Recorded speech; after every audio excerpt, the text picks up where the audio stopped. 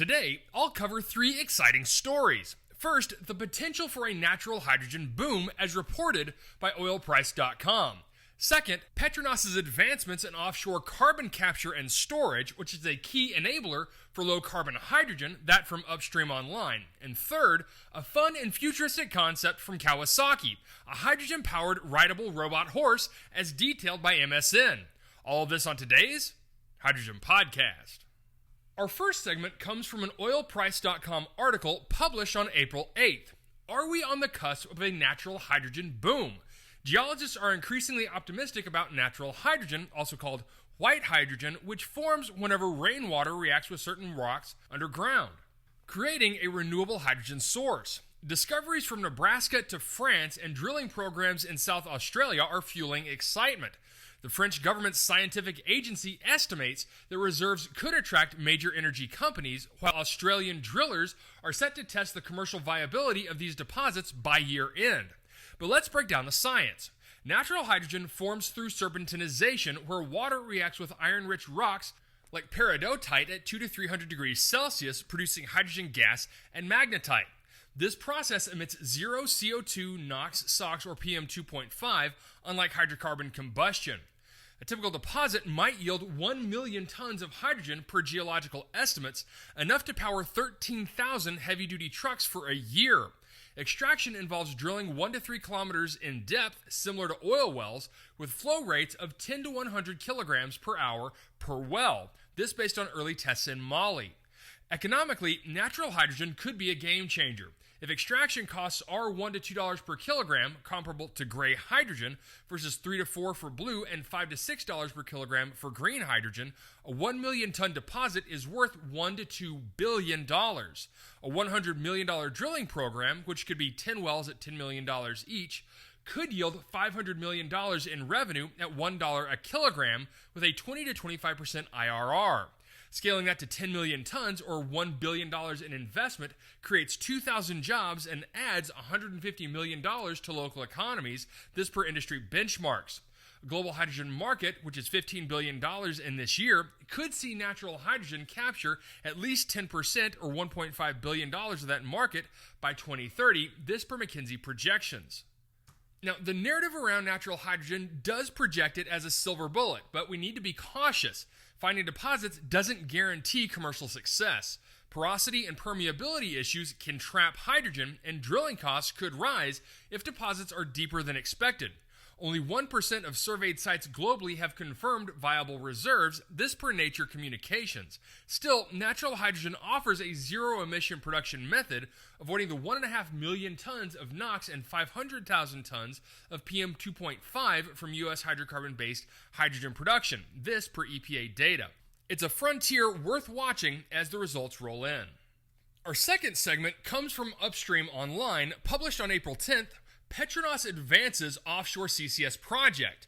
Malaysia's state-owned energy company, Petronas, is moving forward with a carbon capture and storage project off Sarawak, starting a pipeline route survey in April of 2025. This project, part of the Kawasaki CCS initiative, aims to store 5 to 10 million tons of CO2 annually by 2030, supporting blue hydrogen production and reducing emissions from natural gas operations.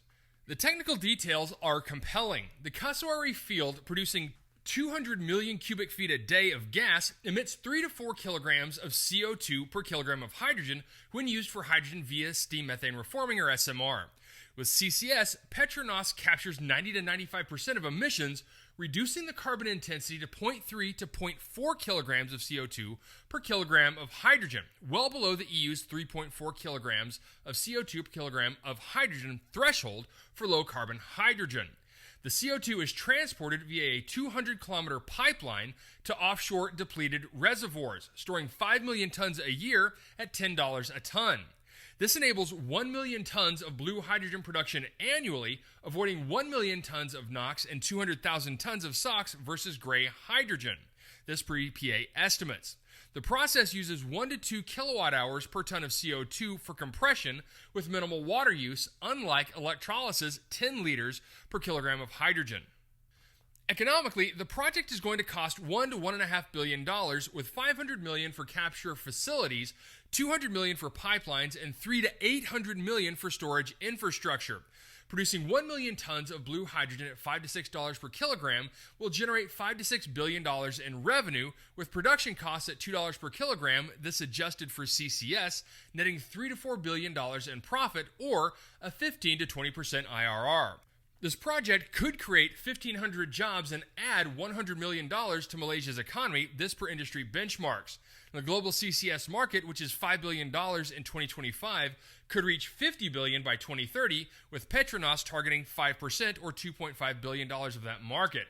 The narrative of CCS as a bridge technology is often oversold. Methane leakage above 4% can negate benefits, this per Nature Communications, and offshore storage risks, seismic activity. However, Petronas' project enables low-carbon hydrogen at scale, reducing particulate emissions and supporting energy security in Southeast Asia, where hydrocarbon reliance emits 2 million tons of NOx yearly, this per regional data. Our third segment comes from an MSN article dated April 7th. Kawasaki unveils a rideable robot horse that runs on hydrogen and moves like an animal.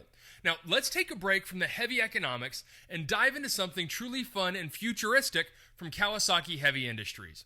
They've developed a four-legged robot horse powered by a hydrogen fuel cell designed to navigate rugged terrain where wheeled robots struggle. And I'll be honest, I'm not entirely convinced this will make it to full commercial development, but it's an exciting concept that I'd love to get my hands on and test drive through the mountains. Let's explore what makes this robot horse so thrilling.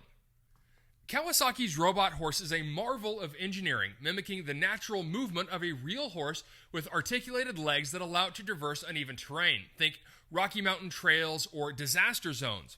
And it's powered by a 1 kilowatt fuel cell operating at 60% efficiency, delivering 20 kilowatt hours per kilogram of energy. The robot would consume 1 kilogram of hydrogen a day, giving it 20 hours of operation and a range of 10 miles at a leisurely half-mile-per-hour pace, which is perfect for a scenic ride through the mountains. The hydrogen is stored in a 1 kilogram metal hydride tank at 35 bar, a compact and safe solution that avoids the high pressure of compressed gas or the extreme cold of liquid hydrogen. Unlike hydrocarbon-powered machines, which emit 0.1 to 0.2 grams per kilowatt hour of NOx and 0.01 to 0.02 grams per kilowatt hour of PM2.5, this per EPA data, this fuel cell produces zero tailpipe emissions, releasing only water vapor. That means no contribution to the 2 million tons of NOx or 500,000 tons of PM2.5 emitted annually by U.S. heavy machinery, making it a clean option for remote operations. And what's really exciting is the robot's potential applications. It can carry a 100 kilogram payload, making it ideal for disaster response, like delivering supplies to areas where drones can't land, or in agriculture, monitoring crops over rough fields. Imagine riding through this in the mountains, feeling the biomimetic legs adjust to every rock and slope, all while knowing you're not leaving a trail of pollutants behind. Kawasaki also hints at future iterations using hydrogen derivatives like ammonia, which could extend the range. A 10 kilogram ammonia tank at 5.5 kilowatt hours per kilogram provides 55 kilowatt hours, doubling the distance, though ammonia's toxicity would need careful handling. Now, we know that hydrogen is a practical solution for many applications. But this robot horse is more of a proof of concept, a fun glimpse into what hydrogen can do in niche creative ways. The lack of refueling infrastructure, only 1,000 stations globally, this per DOE data, and the weight of a metal hydride tank, 50 kilograms per kilogram of hydrogen, make widespread adoption unlikely in the near term. But that doesn't diminish the excitement. I'd love to take this robot horse for a spin in the Rockies, feeling the thrill of a hydrogen-powered ride while enjoying the clean mountain air, free of particulate matter. Kawasaki, if you're listening, let me know when I can test one out. Alright, that's it for me, everyone. If you have a second, I would really appreciate it if you could leave a good review on whatever platform it is that you listen to. Apple Podcasts, Spotify, Google, YouTube, whatever it is. That would be a tremendous help to the show. And as always, if you ever have any feedback, you're welcome to email me directly at info@thehydrogenpodcast.com. So until next time, keep your eyes up and honor one another.